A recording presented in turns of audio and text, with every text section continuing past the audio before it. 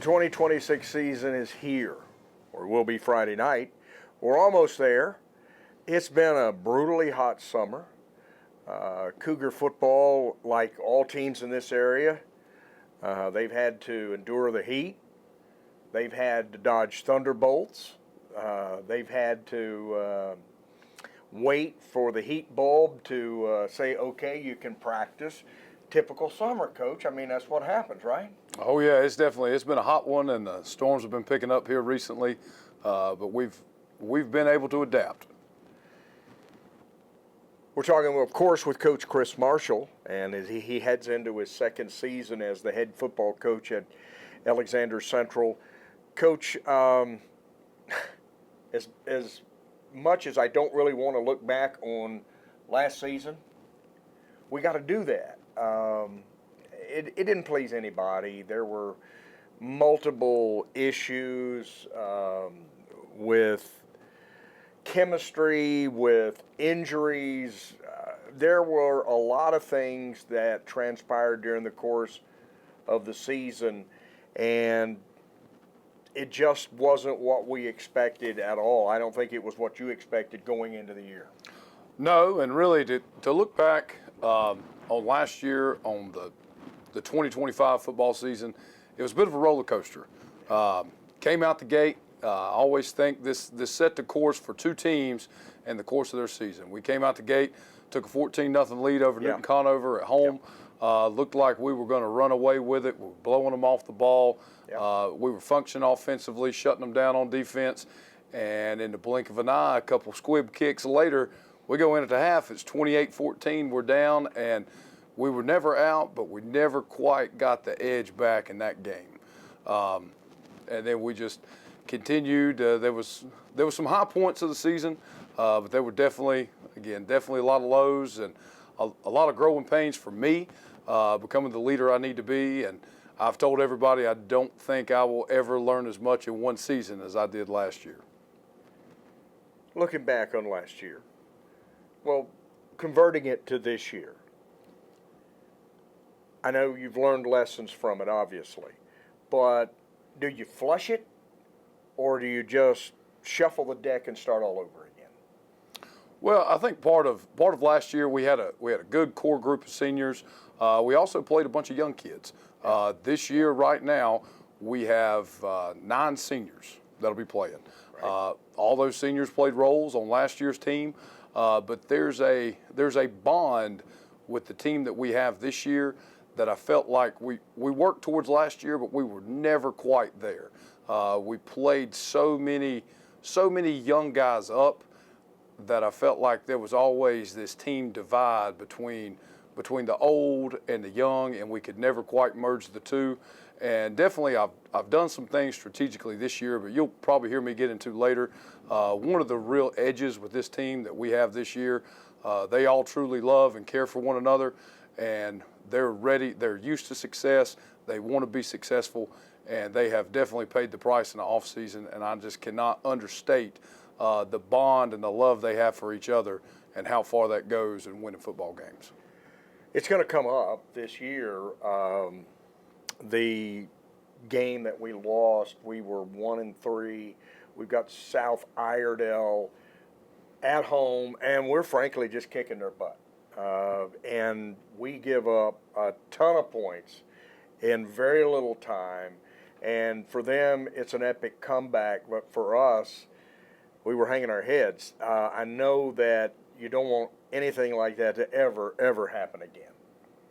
No, sir, and I can say I've been a part of a couple of those moments. I think back right before my oldest daughter was born. She's about to be 7 in October. We played a game at Freedom. Don't mention that. That went a very similar direction. And having been on the sidelines for those games, and realizing you're coaching, and that's where you separate your average teams, your good teams, and your great teams. And that's been a point of emphasis. What's going to happen when something bad happens? What's going to happen when adversity strikes? And those two particular situations, it was almost like I think about a tsunami wave that just You know, a tsunami is not a gigantic wave coming at you like a lot of people think. It is a wave that just continues, and it continues just to push water and push water and push water. And it was the same thing. You couldn't stop the bleeding. No matter what you did, no matter who you put on the field, no matter what we did in that South Iredell game. It was almost everything that could possibly go wrong in our direction went wrong, and they were keying on every play. It didn't matter if it was 4th and 15; they were going to convert it. Yeah, it was. It was a tough one, and then we have the bye week, and we go into the conference, and a really, really, really important game against St. Stephen's. We're shut out, and that was a game where afterwards you decided to make a decision. We're going to go with a young man who's really a really terrific athlete, not necessarily a quarterback, but he's going to give us some. He's going to throw some things into the mix that we otherwise don't have, and I thought Raheem did, based on his experience, I thought he did a great job. Yes, Jaheim did a wonderful job, and looking back on it, you know, there's plenty of Monday morning quarterbacks and plenty of off-season talk where, you know, we should have done that from the get-go when he was a freshman. There was actually a game his freshman year at Watauga. We snuck him in at quarterback, kind of took a couple looks, and he did some really good things, and we just never went back to it. Jaheim was a phenomenal receiver, and then I can't thank him. I love that kid for what he was able to do and come in and kind of with the deck stacked against him a little bit, having to learn the whole. And he knew the offense from his perspective, but learning from the quarterback perspective and learning that quick on the fly, he had four games in the regular season, and then one postseason game to try to do as much as he could with. I think that we wet our chops a little bit at McDowell. McDowell was kind of hot. They were really having a good non-conference point of their season. Then we beat them up there, a thrilling game. Took us a few gyrations in and out, but we got a win that we desperately needed to get. I don't know if that was the high point of the season, but that was a great win for us. Oh yes, sir, and that's one of the things I'll never forget. Driving up the mountain to McDowell, and we get to about Hickory, and a tragic wreck had just happened in front of us, and we were delayed sitting in traffic on 40 with nowhere to go for an hour. It was and that could have spelled disaster for how you know you develop a rhythm at the beginning of the season of what time you arrive places and your pregame. I won't call them rituals, but I mean that's what they are. You're for the kids, for the adults, for the coaches, for everybody, and that was just thrown all out of whack. Yeah, it was, but we got to win. The Watauga game, Coach, and correct me if but this is my opinion. I thought we played very well against Watauga. I thought we, in a lot of ways, might have played our best game of the year. Hey, they won a state championship, and we made them sweat. We did some things against them. We didn't win, but we did some good things against Watauga. There was a lot of things that we could hang our hat on last year in that Watauga game, and I will say that since Watauga has been the current iteration of Watauga, and I'll go back to when I started and even when I played, Watauga was never a relevant team in the conversation. Right. And since the last time that we won a conference championship in 2017, Watauga has been top dog. And since that point in time, we've been about the only team in the conference to give them a fight. So that is always something we will fight Watauga to the bitter end, and we will give them a game. But understand this for the people in Boone, and I know we got some people up in Boone that follow this pretty closely. That don't satisfy us. Absolutely not. Just because we've pushed you, and in your own coach's admission, nobody's played us tougher than Alexander Central. That does not please us in any way. It's in the book. It's in the rearview mirror. Now we head into a new season. And I don't know what the expectations are. Maybe we're going to learn here in the next few minutes. We'll talk about the Cougar defense. It's got to get a lot better. That's next. Last year on defense, Coach, there were times when we defended the run pretty well, I think. But I look back on it, and there weren't many times when we defended the pass very well. And I go back to that South Iredell game, and I know that's a very sore subject for you. But let's start in the defensive backfield, because to me, defensively, we have to get just a whole lot better. And that's been, Rick, I'm glad you brought that up, because that's been the whole emphasis of our whole offseason on defense. Everything that we did in the spring, everything that we did in the summer, there's very limited things you can do also without pads on when it comes to defending the run, stopping the run. So our whole emphasis was on defending the pass. Yeah. And we want to try to have packages to get as many pure athletes on the field as we possibly can at one time. So we've got different packages for those situations. We've done a lot of 7-on-7 training over the summer, and again, our whole spring emphasis was on defending the pass, not only in the pass rush of the defensive line, but in pass coverage in the secondary. Let's start at the very back of the defense. Let's start at the safeties. Now, first of all, do we have a change in formation this year? What kind of formation are we going to run before we get to the safeties? Well, we'll still base out of a 4-3, 4-3 look up front, so that'll be your 7-man box. Then in the back, we'll have a strong safety, a free safety, and then obviously 2 corners on the side. Well, let's talk about that back end. Let's talk about the safeties. So with the safeties right now, you've got Xander Penix, who is our fastest athlete in school right now, and he's only a junior. You've got newcomer, you've got Jay Rutger, who actually attended elementary and middle school here in the county. He's been away for a little bit, but he's back now. He will be back there as a part of that secondary. Good speed. Yes, sir. Excellent You've speed. got 2 really fast safeties there. Yes, sir. Okay. You've got Reed Little, who brings a lot of size back to that back end. You've got Carson Pruitt, who will be a sophomore. Yeah. And I think it's safe to say if anybody's seen any of our scrimmage action, Carson Pruitt, he's going to come downhill and he's going to try to knock you out. You've talked to me a little bit, and we've had a lot of conversations over the course of the summer, and there's a name that's come up a lot. You like this kid. I think you just like the way he kind of plays a little bit with his hair on fire. Oh, absolutely. He's definitely one of the guys, and I tell him, and before every scrimmage and even before every game, if you're going to mess up 100%. Yeah. You need to be flying around, doing everything you can, take advantage of every opportunity, and he definitely takes advantage of every opportunity he can to inflict his will on somebody else.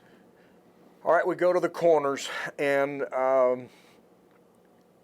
obviously, the corners and the safeties must work together as a cohesive unit. If you've got a Deion Sanders, that's a lockdown corner, that's a different thing. Not many people have that. Talk a little bit about the corners. Well, Jacob Hubbard has emerged as one of our top corners. Really? So you've got Jacob Hubbard, you've got Afton Leslie, you've got Hagan Slate, you've got Caden Blunt, and then also on the back end, and we can kind of move around, you've got a Jaden Hale, who's also a rising sophomore. So we've gotten, and you'll see a pattern here when we talk about offense, not to get too much into weeds right now going over defense, but we've got a lot of guys that are going both ways. Sure.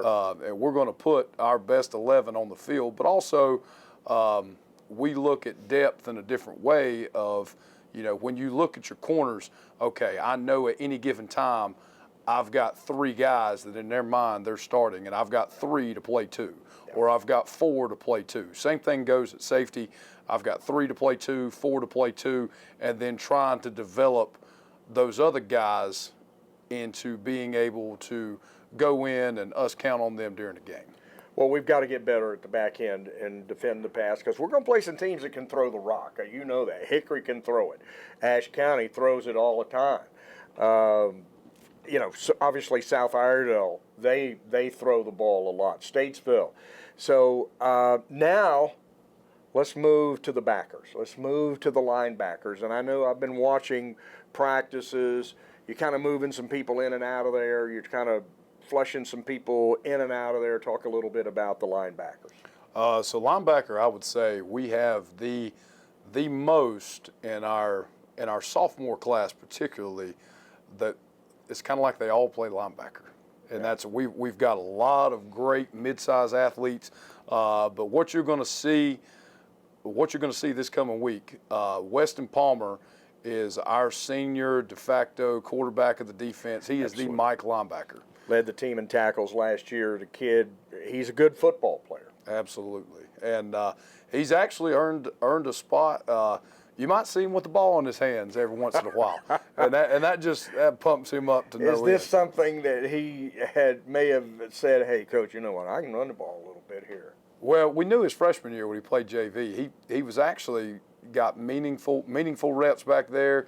Took a lot of snaps. We could go back in the record books of Watts and look at those JV stats, and I'm sure he had a lot of yards, a lot of touches, a lot of touchdowns. But it's just something he hasn't done in a while because he's the Mike linebacker. But with depth as it is, he's worked really hard all summer on both sides of the ball to also establish himself as a ball carrier on offense. Now, he's got a younger brother, Sammy Palmer.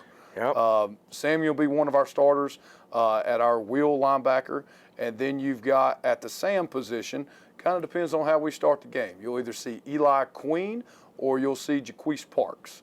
And then depending on the situation, Weston is the Mike. Sammy could go to Mike. It's one of those situations where we've got 5 to play 3, 6 to play 3. We've got a kid that'll be primarily on you've got Joe Evans, who also plays the linebacker position, and then his younger brother, Trey Evans, who will primarily play JV, but also will give us some quality depth on Friday nights. That's a pretty good linebacking group, actually. That's pretty solid. And Palmer, Weston's obviously expected to lead that group. And I don't know that he's really a rah-rah guy, but he kind of leads by example. He just sticks his nose in there. He does. He's come a long way as far as being vocal, and a part of that's on him, and part of that I hadn't really given him a choice. It's like, Weston, you got him. Well, teams are led, and obviously everybody on his football team knows that he's a really good defensive football player. So that's a challenge for him. Okay, we go. If we're in the 4-3, obviously we're going to have 2 inside tackles. We're going to have 2 guys outside. Let's talk a little bit about the defensive line. So we'll start inside. You've got Kyler Collins, who will be the large anchor on that front, depending on where we need him to be playing. Then you've got Cole Pennell. Now, Cole Pennell is a phenomenal football player. He is. He can play 3 technique. He can play shade. He can play defensive end. Cole said, "Coach, you put me where you need me the most." So on a week-to-week basis, Cole's going to be in that defensive front. It's just depending on who we're playing, right, where we're going to put him. That makes sense because you're going to play different types of football teams. And you're going to try to utilize his skill set, how that opponent might dictate it to some degree, I guess. Mm-hmm. Makes sense. You've got Jackson Meyer, who will be a sophomore. You've got Bryant Fox, who can give you quality reps there. You've got Aaron Smith. Aaron will be a junior this year, and that pretty much rounds out. And we're playing with Jackson Davis a little bit. Jackson Davis started every game last year at defensive end on the JV team. He's really come a long way. He's got a big frame, and I keep telling him, I'm like, Jackson, you're about. He's a few games out, and he's a few games out. He needs a little more experience. I've been really impressed with what he's been able to do in the scrimmage. But he's also one of those guys. He could play inside at defensive tackle, right, or he could play outside at defensive end. Jackson, my challenge to you is to play football the way your sister played softball, because Kinsley, an All-American and headed to UNC. Oh, yeah. That puts pressure on a young man like that, doesn't it? Yeah, and I didn't help at all right there. Okay, we've gone up front, and we're going to be in a 4-3, and you feel like we're more athletic on the back end. I really like the safeties. I really like them because they're so quick. Let's see if we can put that unit together, and we can help them a lot if we can maintain ball possession. Sometimes your defense benefits from an offense, and vice versa. We're going to talk about the Cougar offense. there's a lot of things going on right now on offense. What are we going to do? Are we going to throw the ball? Are we going to run it? We usually do. We'll talk about that in a moment. My bad, we didn't talk about the outside defensive ends. I got so excited when you were talking about the guys inside. So let's retrack a moment. My fault. Let's talk a little bit about the defensive ends. Well, Rick, at defensive end, we're really excited. Jonas Henson has moved down from linebacker to play defensive end. Stephen Parsons has moved down from linebacker to play. Last year. Yes, sir, to play defensive end. Both of those guys have put on a lot of what we would call really good weight in the offseason. We're really excited about them. And Brad Zadlow, who was our JV quarterback last year, super excited after the season, came to me and said, Coach, y'all moved me to quarterback. I got really excited about it, but Coach, I'm a defensive end. And that's what he wanted to play, and he has been excelling, and he's still learning because his only experience at defensive end was in middle school and rec ball, but he's learned a lot, he's absorbed a lot, and we're really excited about what he brings to the table. Okay, I apologize to the defensive ends. We go now to the offense. This guy, offensive line. And I am a believer that winning football teams, more often than not, their best unit is offensive line. If you can control that little bit of space, the width of the football, life is a whole lot easier. Okay, let's go to the offensive line. Let's start with center, let's go to the guards, and let's go to the tackles. So at center, you've got Carter Childers. And Carter, I can't brag enough about him. Carter was a question mark. And I think Carter would admit that he probably even question marked himself a little bit. But he has held up under all the pressure. He has done a phenomenal job so far. So Carter Childers is the center. He would be backed up by either Stephen Parsons or Bryant Fox. Again, depending on the opponent, one of the things that I require, again, going back to my roots, and I'm the offensive line coach now, I make sure they can all snap a ball because I never want to be in a situation to where we're not comfortable and have multiple centers, and I should be able to shuffle at any time I need to. And they should be able to snap the ball in the shotgun, and that's not, people consider that, they don't think about it. It's not the easiest thing in the world to do. Oh, yes, sir. So we definitely have a emphasis on that. Every day they've got to get a certain amount of snaps before we ever start practice. Okay, we've got the center covered. Let's go to the big grunts, the guards. Let's talk about the guards. I wouldn't call them big grunts. I'd call them fast grunts. So you've got Stephen Parsons and you've got Cash Sigmund. Yeah. And both of those boys will run through a wall for you. They're going to give you amazing effort, and their speed is going to be problems because they can actually get up to the second level, and they can pull with a speed that matches some of the speeds that we have in the backfield. Super. All right. Tackle. You and I talked a little bit about some of the things that's going on the offensive line we've talked about in the offseason. Okay, let's go tackle. So tackle, that's where our size is going to be. At left tackle, you've got Jackson Meyer, who, you take a look at Jackson. Jackson played JV the first half of last season, and then he became the starting left tackle in that St. Stephen's game, and nobody ever took it away from him. So he was a starting left tackle all the conference schedule throughout his freshman year. So he's a returner. I've got a returning all-conference. Last year he was a guard, but Bryant Fox will now be, this Friday, he will be the right tackle. And he's one of those guys, he can play center, he can play guard. I can move him around where I need to move him. We can keep those knees under him.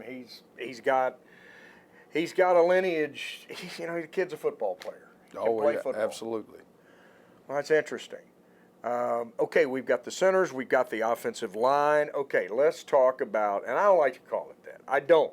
Skill positions. Let's talk about tight end, slot, wide receivers. Let's talk about the young men that can catch the football. So really now, when you come to a game and you're watching a game in the box, depending on what kind of set we're running, you're going to see what appears to be 4 wide. But those 4 wide, they're not just wide receivers. They have designated positions that are grounded in the wing T offense. So at the tight end position, which we can jump back and forth between the spread, between a wing T look, at the tight end position, you've got Jonas Henson. And Jonas, right behind him, is Brad Zadlow. And at any given time, whoever needs a break, again, those names keep coming up because, if somebody's gassed out on defense, you got to have somebody ready to roll on offense. We know Jonas has good hands. I watched him last year in preseason practice. He was catching a lot of things. Obviously, we had injuries at quarterback, couldn't get the ball to him very much, but, the kid can catch. Absolutely. And he can do some other things we'll talk about in a minute. Yeah, you've told me about that a little bit. So okay. The wing position is Carson Pruitt, right. Backed up by Braxton Brown, who's coming along, and also Joe Evans. But Carson is about 6'4", getting real close to teetering. He's about between 185 and 195, probably about that 190 mark any given day. And again, one of the fastest kids on our team. So he is all about inflicting his will on his opponents. So he is a dangerous threat at that wing position, which, again, if we're in our spread look, it looks like a slot receiver. Sort of like even an H-back. Yes, sir. And we've been using that over the course of the last few years. All right, Coach. I'm going to skip the wide receivers for now. I'm going to come back to them, and I'll explain why. Let's go to the running backs. Okay. Jaquise. Everybody knows we have him. He showed signs last year of being unbelievable. This young man is a combination of strength and speed. He can run through you, and he can run past you. Everybody knows that. It's not a secret. I haven't been telling them, but they already knew. They know. They know. Special young man, potentially a kid that is a real difference maker, Jaquise Parks. Absolutely. Can't sing his praises enough, and we've traded the film with everybody so they know it. And the first thing you turn on the Davie County film is Queese getting it to the outside, making one miss, and taking it 40 yards to the house. Yeah. And it was good to he'd had some tweaks here and there early in what I would call our fall camp, early practice, and we'd had him out. He had rested for a week, and it was just good to see him back on Friday. And obviously, we're really excited about all the things that young man can do, but he can't do it all by himself. No. And we know that, and we know he's going to have a giant target on his back and draw a lot of eyes. So, again, hoping to take advantage of that. That could be something you can use. You're right, because a lot of people are going to be looking at him. Okay, you've got Jaquise. He's going to obviously carry the rock. Who else? You've got Xander Penix. And Xander was on par last year when we started the year. He got to play 2 JV games, Newton Conover and Hickory. And over the span of those 2 JV games, I think he had 350, 400 yards rushing. Yeah. Something. He was on track to have a incredible JV year. He was. But we needed him on varsity. We did. Needed him to play in the secondary, and that was his role. And we had so many backs last year that he never could scratch the lineup. And he has developed in the weight room physically, developed his speed. Again, he is the fastest one right now. And again, with me being a strength coach, he's the fastest one we got in this school. So we're excited. He technically plays the halfback position. Now, other ones that you will see Cole Pennell. Cole Pennell at the B-back, which is Jaquise's position. You'll see Cole Pennell there. You'll see Cole Pennell at the halfback position. Again, an astonishing player when it comes to size and speed.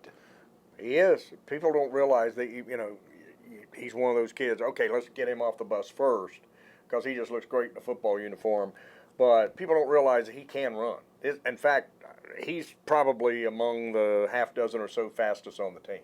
Absolutely, and now we track all that data. I think he's probably number 5, number 6. He's definitely up there with your with your Xanders, with your Jaquises, with your Jays, with your DBs and your receivers. He is up there in that group, and we just talked about him playing on the interior of the defensive line. Yeah, he's a big guy, and he's a strong guy, and he can run. Okay, so that's basically your running back, your crew of running backs. Now we skipped, because I want to put this in a package. I want to talk a little bit, my opinion, and I know that we're going to run the ball. That's what we do, and I'm cool with that. But I think we've got to complete an average of 10 passes a game. That might be a lot for, some schools will say, well, what's a big deal? For us, it might be a big deal. So I'm going to go to quarterback. Jacob Hubbard, early in the season, a year ago, was showing me, you know what, I think he can handle this job. He got hurt, but, this kid has worked really hard wanting to be the quarterback of this football team. He has, and one of the things we talked about Jacob the other day, and he is always resilient, and that's something that we want to instill in our team. And we knew, given, we talked about last year a little bit, given the predicaments we went in when Jacob went down against Statesville in the regular season, and had a season-ending injury, and then we were kind of caught. Colton Pierce came in; he did a great job. But then we just needed to make a change. And this year, we have trained multiple guys at quarterback, multiple guys in the offseason. And you look at it from a kid's perspective, because they're all still kids. They're all, for the most part, I got a couple that have turned 18 already, but for the most part, they're right there, 15, 16, 17, 18 years old. Yeah, and I think people forget that sometimes. These are 15, 16, 17-year-old kids. Think of you when you were 15, 16, 17. I don't even want to think about it. Well, and with that being said, he could just tell that we were going to put the pressure on him. And that's one of the big things. I feel like competition breeds greatness, and we've put the pressure down on him. So Jacob Hubbard has become the undisputed starter at quarterback, but he is constantly pushed every day at practice by, right now as it stands, two fantastic quality quarterbacks that are right behind him, pushing him to be his very best, and Jacob has risen to the occasion. Now, I'm not saying at times that we may have somebody else go in the game if it gives us an advantageous moment to possibly win the game. Jonas Henson, in addition to working tight end, he's also been working quarterback. Tim Tebow. You used that the other day. You said, look at Tebow. Then he's number 15 this year. And I know he did that because of Tim Tebow. You're right. I feel like that's where he was leading. I think you're right. And Jonas is over 6 foot tall and 220 pounds. Yeah. So that gives you a completely different look than you get with Jacob. And then you've got Jay Rutger, and Jay is still getting used to and finding his place among the offense. I don't even want to say he has a permanent home, but quarterback is one of his permanent homes amongst other things. He could be a possible halfback, possible receiver, possible wing, in any different set. Right. He's an athlete, and we're going to use him and find a spot for him. But he also brings something completely different than Jacob or Jonas to the table with his athletic ability, and we're directly snapping him the ball every time. He can run, and he's an interesting athlete that will help us this year. I feel very confident. Okay, I skipped the guys that are going to catch the ball, because again, I'm going to go back. We have to be a threat in the air. We've got to be, because there were times last year when teams had all 11 in the box and maybe 12 or 13. We are going to have to force teams to respect the fact that we can throw the ball. Let's talk about the guys that can catch it. Well, and that goes back to, we alluded to Watauga a little bit earlier, and I'm sure you probably followed all of Coach Hobbick's and their run through the state playoffs and eventually to a state championship. Yeah. And one of the things that Watauga has done is they have progressed from being a triple option team, which they still are, and their roots are still in the triple option, to being able to make the run they did was taking what the defense gave them And that's one of the things we want to do. And like you've alluded to, we have got to make teams respect our ability to throw the ball. So wide receivers are your typical wide receivers other than the positions we've already went through. You've got Afton Leslie. And there's a great clip of Afton Leslie in the Watauga game last year. I think Lena Hager was at that game and might have got a shot of it. He goes up and makes a catch, and you can see him making the catch, and there's about 8 hands all right there in the air. Yeah. So he made that catch amongst 3 Watauga defenders. Afton's really progressed. We're really excited about what he brings to the table. And then we've alluded to this guy a little bit, but Colton Pierce. I feel like Colton Pierce is going to be a matchup nightmare. And this is a kid that played some quarterback last year. Yes, sir. Tall drink of water. And he can go, and he knows the offense. He knows how the route needs to be run, and he knows how to get open from all that quarterback experience. And he's 6'4". He's 6'4" and long, and can go high end in the corner of the end zone. That's always somebody that's 6'4". Oh yeah. I think he's sort of excited by this opportunity to be a receiver. He is, and I sat down and talked with Colton at the end of last season, and he's like, Coach, I never wanted to be a quarterback. He said, that's something I never wanted to be, and he just happened to get into that situation at East, and it just progressed even further, and nobody really asked him what he wanted. We just told him, hey, man, this is what you're going to do. So he's excited for the opportunity. Cool. Anybody else that might be a factor in the passing game? Well, all those other positions that we've already talked about in our spread look, even though we went through them as a tight end, a wing, a wide receiver, a halfback, when we go 4 wide, those are your 4 wide. Right. So at any given time, it's no secret what you're going to see on Friday. And if you've been at any scrimmages, you look out 4 wide. Jonas is going to be on the edge. Pruitt's going to be in the slot. Xander's going to be in the slot. Afton or Piercy's going to be on the other edge. And that's kind of what you're going to see. Now, again, Caden Blunt is right there also at the receiver position. Hagen Slade as well. So all those guys, we've spent a lot of time this offseason really working on honing our skills on throwing the ball and catching the ball. We're going to talk about special teams and some changes in the coaching staff this year. We're going to touch on that in just a moment. Special teams last year, Coach. I'm going to be brutally honest. I don't like to spin things. Sometimes they were awful. Yes, they were. I mean, nobody loves these kids more than I do. Nobody. But at times last year, covering kicks, things of that nature, we were just not very good. And that's not, again, that's goes back to preparation, and I take all that on me. That goes back to preparation, and again, as being one of those that lived through some of those games, the Freedom game from 2019, I sat in that very chair over there and said, this is not going to happen to us. Right. And what I thought was proper preparation was not. And it is on me and my job to get them in the best position possible. And one of the big things that I've done this year, Dustin Anderson, in addition to his other responsibilities, he is now the direct special teams coordinator because I wasn't getting it done. And if I'm not getting it done, I got to find somebody that is going to get it done.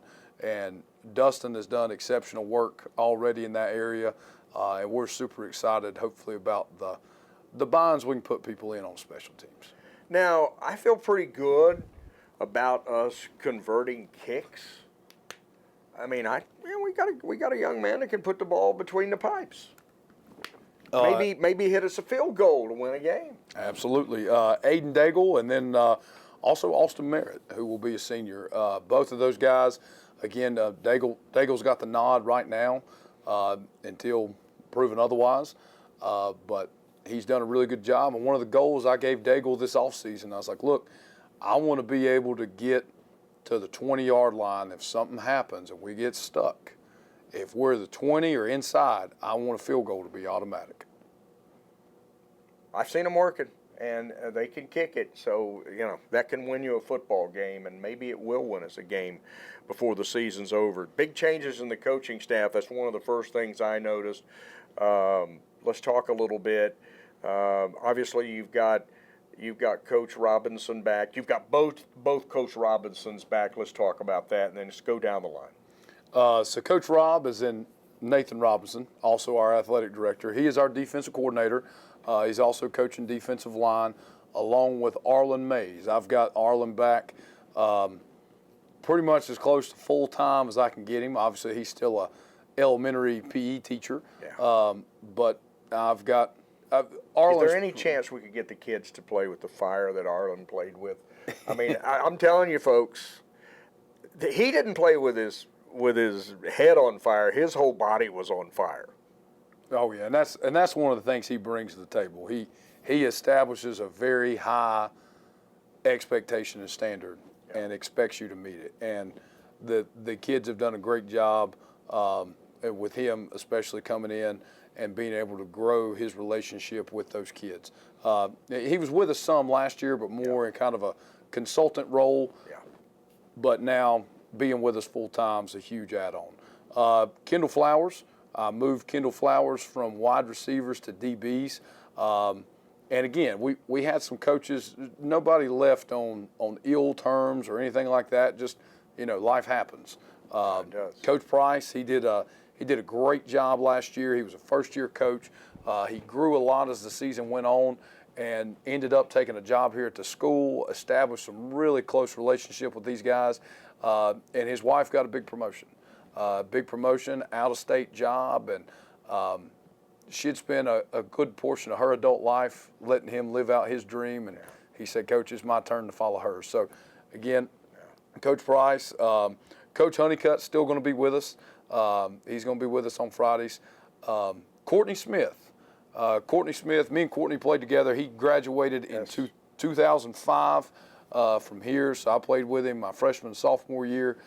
Great guy. Actually coached with him for a year. Fine young man. First year under Coach Basil. He's coaching. Him and Coach Flowers are doing the DBs. Specifically, Coach Smith is doing the safeties, and Coach Flowers is doing the defensive backs. And then you've got Coach Anderson, Dustin in there at the linebackers. You didn't mention the legend. Oh, well, the legend's on the other side of the ball. Okay, so we're getting to the legend. Legends got the running backs. Larry Robinson. Oh yes.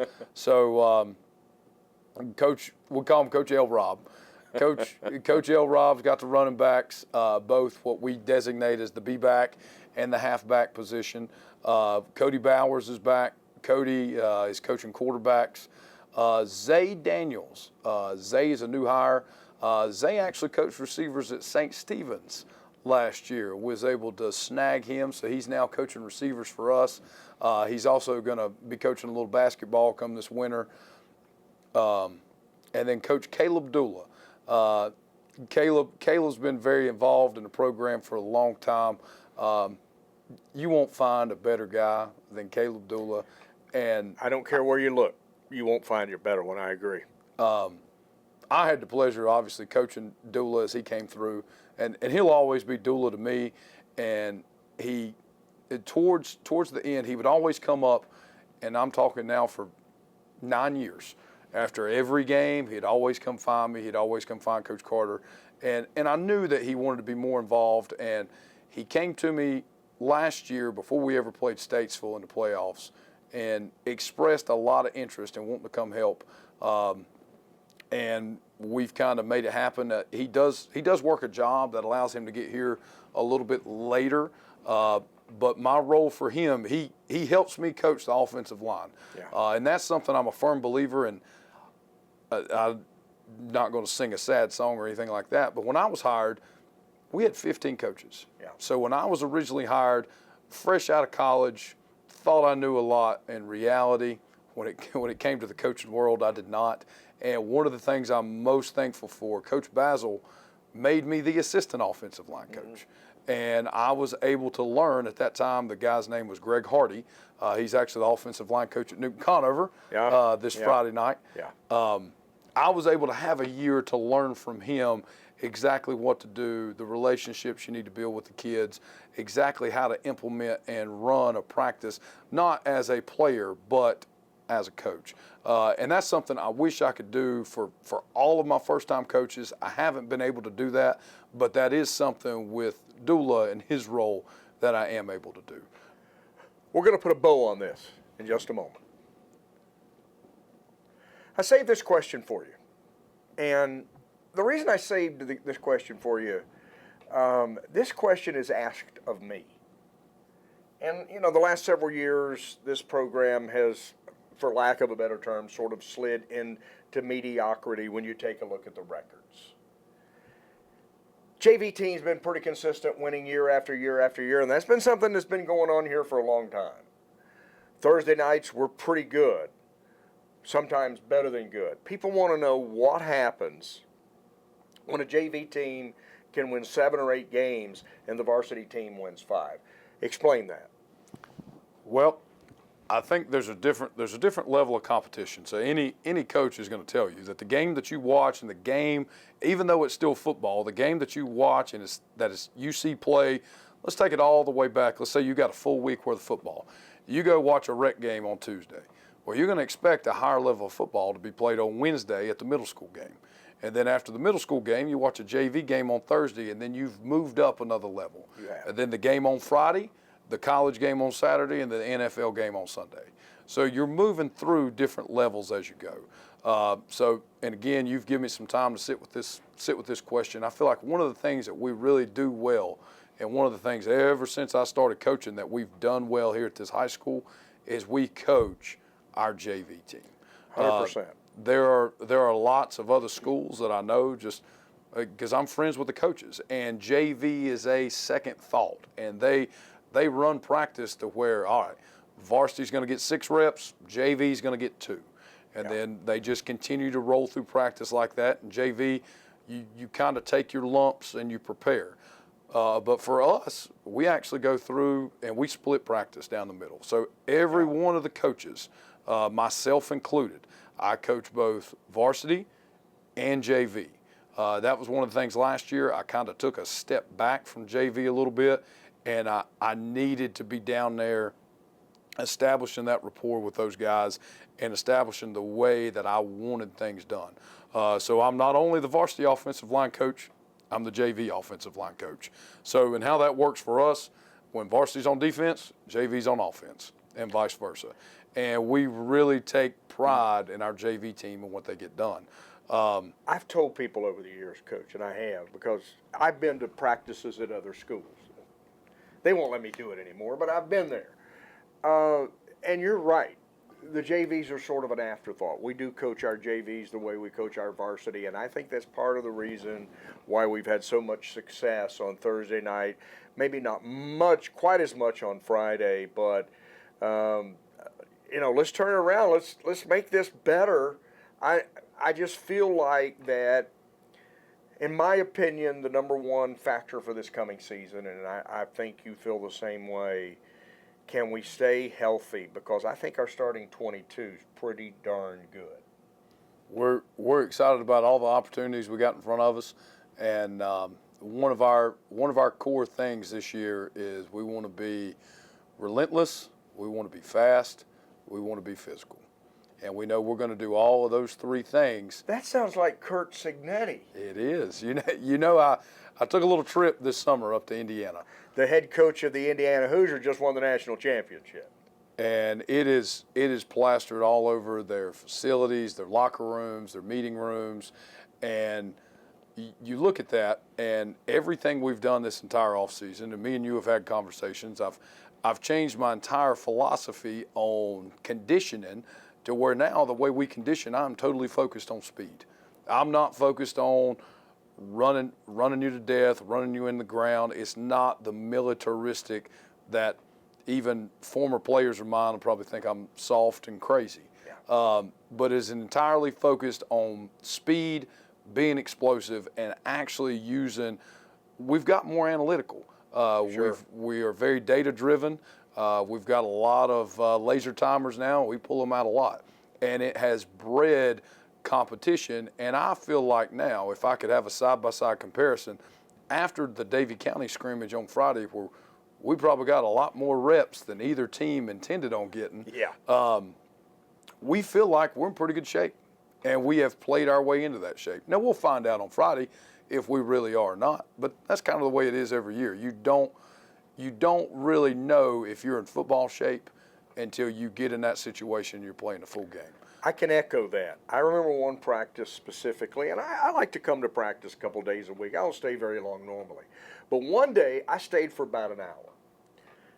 In 60 minutes, I didn't see a football. I literally did not see a football. You were pulling ropes. You were running obstacle courses. You were throwing heavy balls. You were running cones. And you were telling me we're getting stronger and we're building endurance. We're going to be agile, hostile, and mobile. And I kind of like that. I do. I was there for an hour, didn't see a football. Yes, and again, that's one of our, we do different things on different days, but one of our strategies is we're always moving forward. So we want to be faster and more explosive as the season goes on. And also, and I feel like I've been guilty of this in my tenure as well, I don't want to crush the athlete for the competition.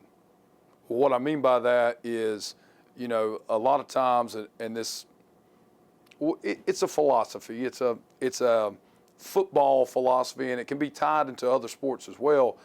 You don't want to. If we'll take something completely off, playing basketball. Yeah. And you've got a team that loses by 3 points, but they miss 20 free throws. You go to practice on Monday, coach is mad. We missed 20 free throws. Yeah. We're going to run the whole practice. Well, coach, it sounds like you need to be shooting some free throws. So it's taking that, you know, take that punishment mindset almost out of it. And everything that you saw that day that we were doing, that was our quote-unquote conditioning. I don't like to use that term, but everything we were doing was with maximum intention. It was done 100%, but it was done right before it turned into a 5-mile run, while they could still exert themselves with 100% effort into every rep. Like the game of football, you're going to have at minimum 25 seconds to get reset. And, you know, how often do you actually see a 2-minute drill? Now, we've practiced that. We've put that in place, both on offense and on defense. But your typical flow of a game, you're going to have 40 seconds between plays. And then it's going to be a little hot at the beginning of the season, and the referees are going to call timeout. Somebody's going to get banged up and go down. You're going to have a timeout. Somebody's actually going to call timeout. It's going to be the end of the first quarter. You're going to have breaks for your body to recover. So we're trying to train, really it's their central nervous system, on giving maximum performance over and over and over again and reaching a higher level, where in the old days, you know, you may get 100% effort on 5 out of 10 plays. On a play where you might be getting the ball, a play where it's third down, a play where we're about to go score. But it is our goal to get that 100% effort every single play, no matter what's going on or happening in the game. Curtain lifts Friday night. Thank you, Coach. Thank you, Rick.